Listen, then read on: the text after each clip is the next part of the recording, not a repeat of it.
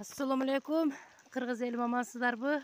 Бүгүн 27 декабрь 2023 жыл Баткен обласынын Карабак айылына караштуу Дөбө айылындагы бүгүнкү светтин көйгөйү менен мен сиздерди тааныштырып кетейин. Мынакей биздин азыр свет тартылган стелбелер мындай эң начар болуп турат.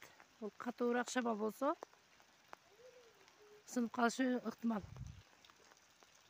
Мынакей мында бул айылда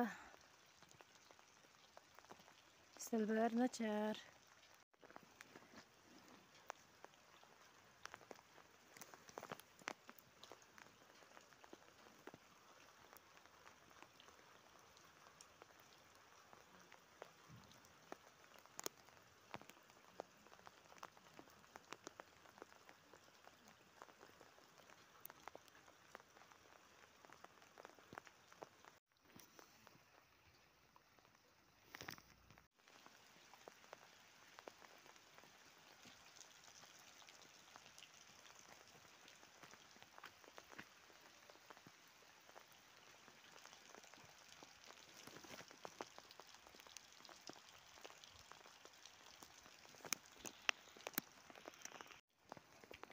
Ресте иштеген чоңдор, шуларды сиздер өтө көзөмөлдөшүңүздөр керек. Мына карасаңыздар, ушулдагы стелбеге эсептелеби?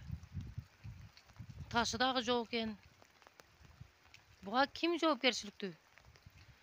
Акчасы эсептелип, даяр болсо келип сразу алып кетесиздер. Ич очукту карап туруп.